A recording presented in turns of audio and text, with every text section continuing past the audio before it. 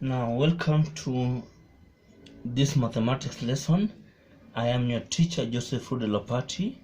Today we are covering a Form 3 topic. The topic is Surds. As you can see, you have Surds simplified.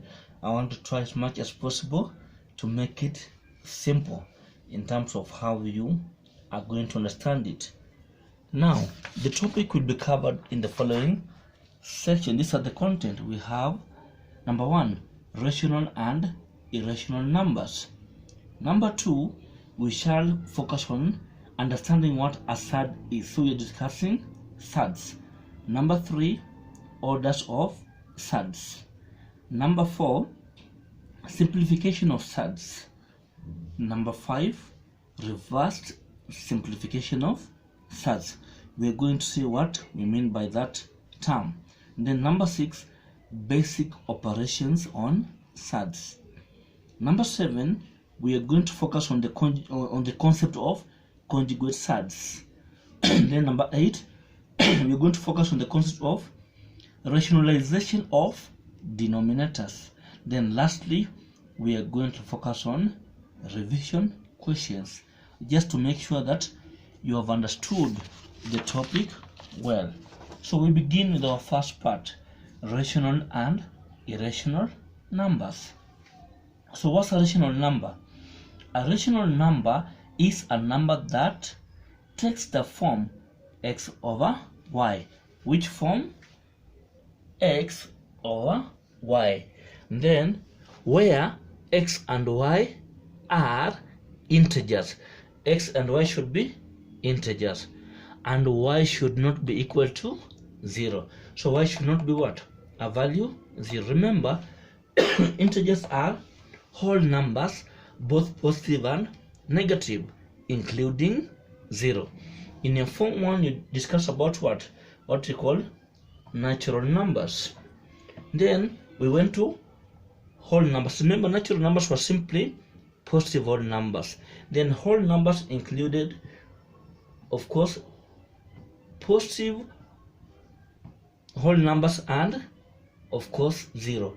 Then we went to what? Integers. Integers included the negative and the positive whole numbers and also what? 0. So integers are positive whole numbers, both positive and negative, including 0. So we're saying for a number to be a rational number, it can assume what form? X over y, where both x and y are integers, but y should not be equal to 0. Of course, I will give examples in a short while just to make sure the point is taken. Now, a number that is not rational is said to be an irrational number. So a number is either rational or irrational. Of course, now we go deeper into making sure you have understood what the meaning of rational numbers. We have the point here: the following numbers qualify to be what? Rational numbers. Remember, we said what? A rational number takes what form? X over y, where x and y are integers and y should not be equal to 0. So which numbers qualify to be rational numbers? Number 1, whole numbers. So every whole number you know is a rational number, e.g. 4 and 7. Why am I saying 4 is a rational number? 4 can assume that form because 4 is same as what? 4 over 1. 7 can assume that form because 7 is what? Same as 7 over 1. So meaning what? Every whole number you know qualify to be what? A rational number. We go to other examples. Now, proper fractions, examples, a third and 5 over 9. If you're very keen, a third has already assumed that form. 1 is an integer, 3 is an integer, meaning a third is a rational number. We go to 5 over 9. Again, 5 over 9 has assumed that form of x over y. In this case, my x is 5, my y is 9. Both are integers. So that's the second example of what a rational number can be. Now we go to another one, improper fraction. Of course, proper fraction meaning what? It meant the upper component is less than the lower component. Meaning what? Numerator is less than the denominator. Now, improper fraction means I have what? A bigger numerator. Now, 5/3 qualifies to be a rational number because it has taken what? The form of x/y, where 5 and 3 are both integers. Now we go to next part, mixed numbers. For example, 4/3 and 7 and 2/6. So how can 4/3 take the form of x/y? 4/3. Of course, you change this to improper fraction. How do you do that? 3 times 4 to give you 12 plus 1, 13/3. Meaning this number can take that form, and this is how it takes that form. Therefore, it is a rational number. Now, next one we have what? Recurring decimals, e.g.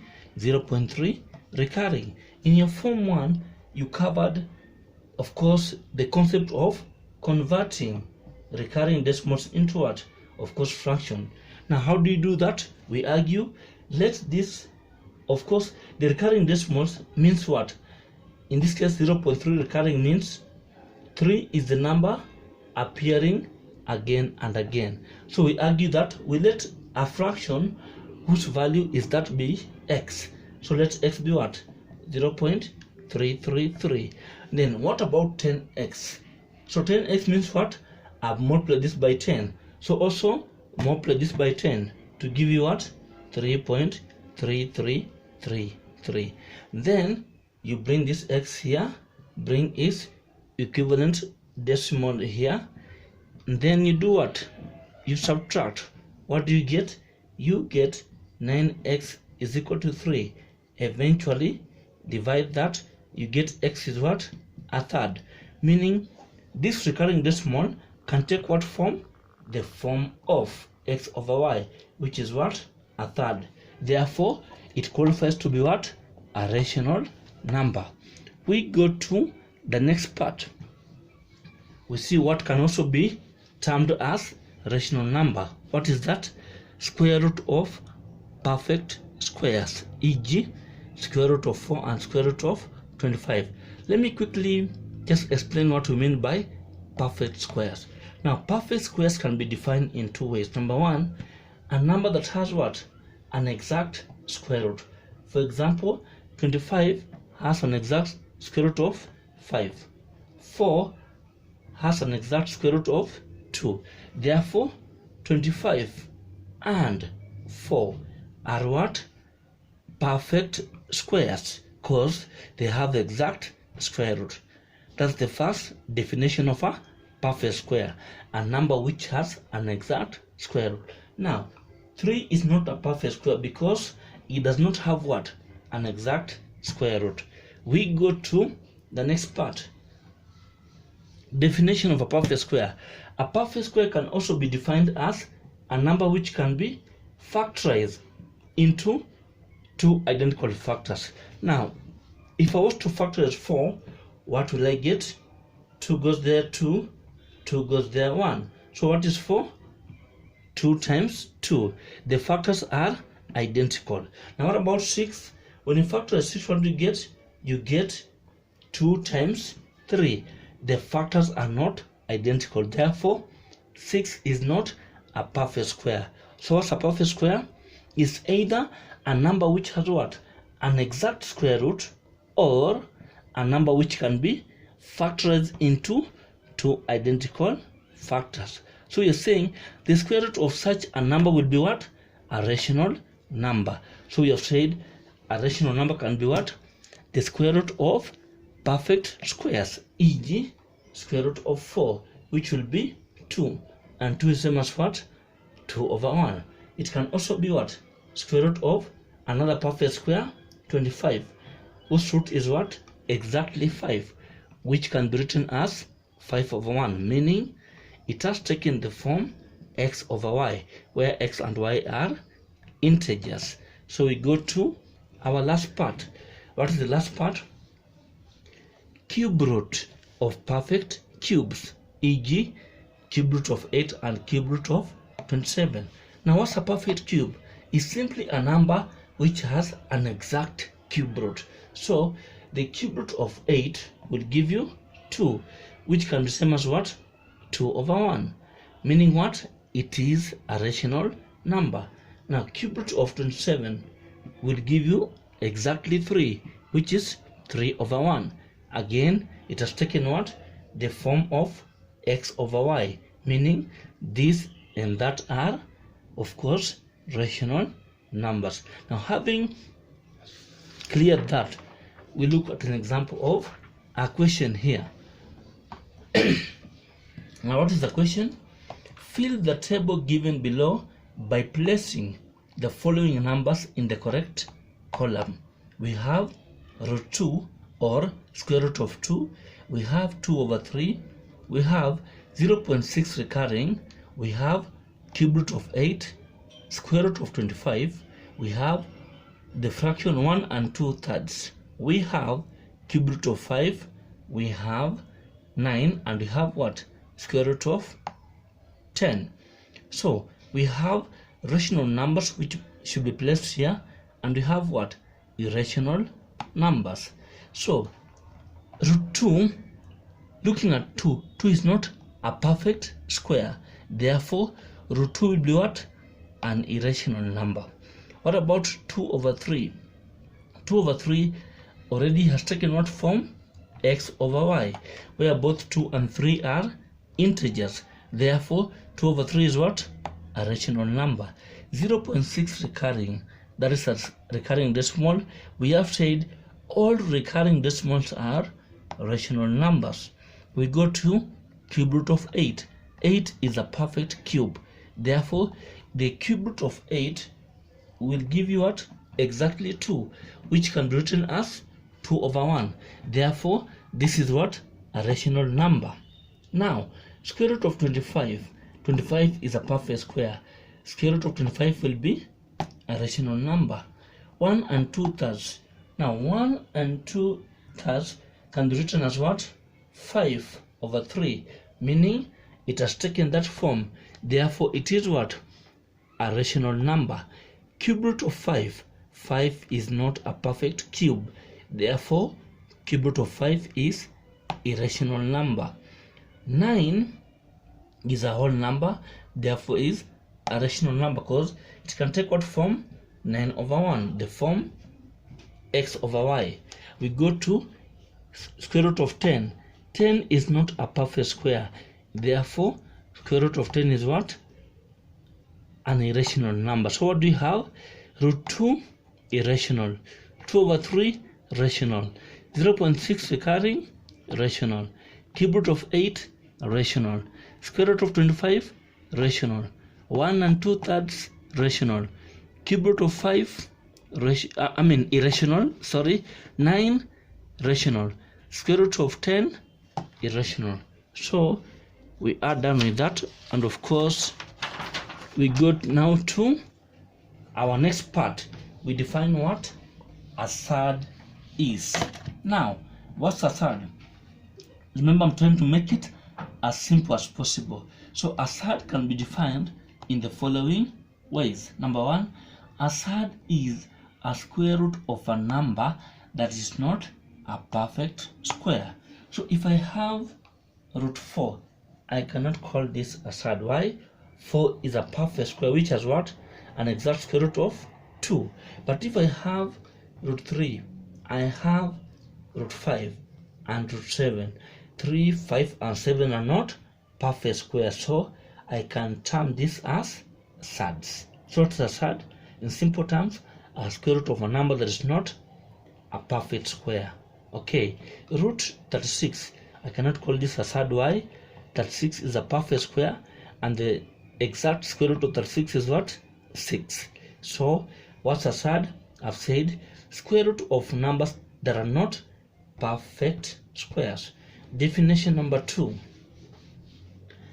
A surd is a cube root of a number that is not a perfect cube. Now, if I look at this and I look at that, what do we have?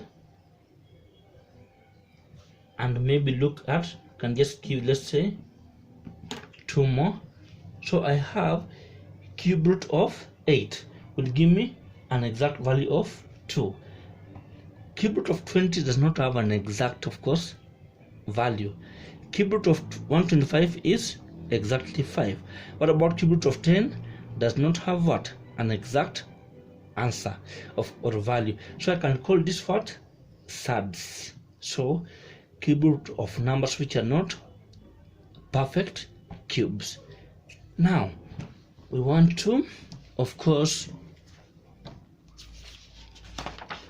go to our last part of this topic. We have what we call order of surds. So a surd of the form, what do you have there? A surd of the form nth root, a surd of the form nth root of x is said to have what order? Is said to be a surd of order n. Remember, nth root is general, but now I want to come to what? Specifics. So if I have 6th root of x, now this surd will be said to have what? Order 6. If I have cube root of x, we said to have what? Order 3. If I have square root of x, I'll say the surd to be of what order? Order 2. Now, square root of x just means what? For example, square root of 4. We are looking for a number. If you multiply by itself 2 times, it gives you what? 4. What is the number? 2. Because 2 multiplied by itself 2 times gives you what? 4. So square root is said to be what? A surd of order 2. What about cube root? Cube root will be said to be, for example, cube root of, let's say, 8. I'm looking for a number.